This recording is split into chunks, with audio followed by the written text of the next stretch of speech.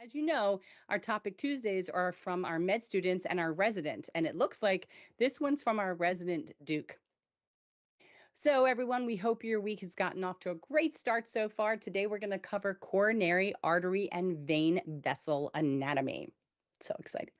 The coronary circular system is crucial for supplying blood to the heart muscle itself, enabling it to function effectively. And this system comprises um, coronary arteries and veins, which are well adapted in their roles in maintaining the health of the heart muscle. Let's talk about coronary arteries. So we're really getting into the heart here. We're kind of going outside of just focusing on the aorta because why not learn all about the heart while we're at it, right? We should just learn everything. Coronary arteries are responsible for delivering oxygenated blood to the myocardium, which is the heart muscle. There's two main coronary arteries, each branching out into several smaller arteries to ensure thorough perfusion. So you have a left coronary artery. You have the left main coronary artery. This short artery branches from the aorta shortly after it leaves the heart and quickly divides into two main branches, the left anterior descending artery, or the LAD, that runs down the front of the heart, supplying the front and bottom of the left ventricle and the front of the septum. This is all like another language to me. I would hope there's going to be a visual as we get further down. The circumflex artery circles around the left side of the heart, providing blood to the left atrium, the side and back of the left ventricle. It can give off several branches, including obtuse marginal arteries. There's also the right coronary artery. That originates from the right side of the aorta. The RCA supplies the right atrium, right ventricle, and parts of the inferior and posterior walls of the left ventricle. Major branches include the right marginal artery, which supplies the right ventricle, the posterior descending artery, that supplies the posterior part of the heart. The origin of the PDA can actually vary. It can arise from the RCA, right dominant circulation, or the LCX, left dominant circulation.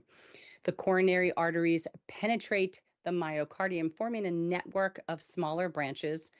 Nope, can't do that word. Art, arterioles. Sounds like something you put on your pizza. And capillaries that ensure each cardiac cell receives an adequate supply of oxygen and nutrients. I got to look at this visual here. I got to get an idea. All right, so what do we know? This is your aorta. We know this because there's your three branches, right?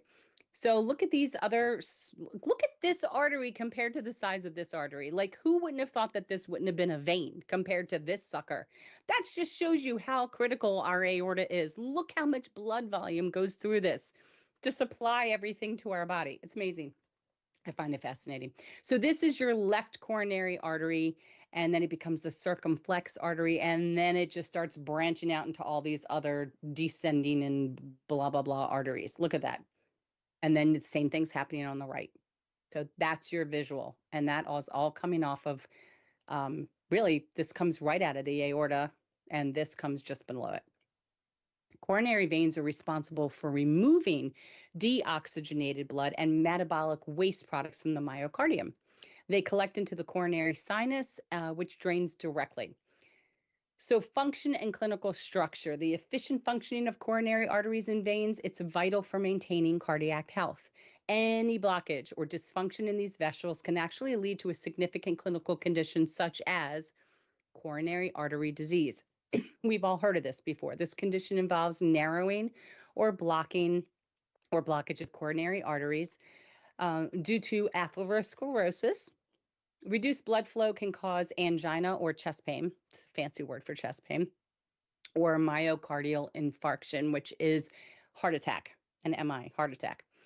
My left cheek's getting numb from this. Super call. I can't feel it. All right.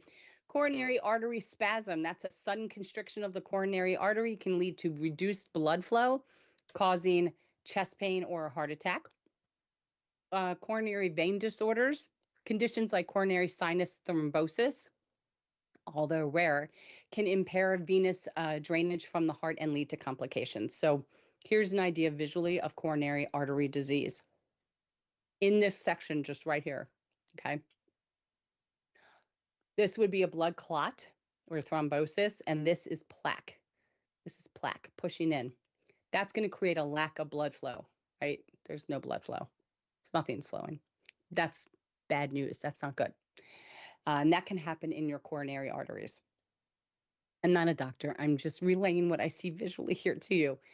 The coronary circulation system's intricate design ensures that the heart receives a constant supply of oxygenated blood while efficiently removing waste products. If you or a loved one are at risk or dealing with one of these diseases listed above, please speak to your cardiologist or primary care physician as soon as possible. And that's all we had for you today, folks.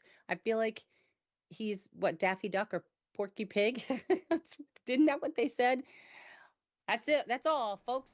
Something like that. We hope this has been something like that. Something like that. But we hope it's been informative.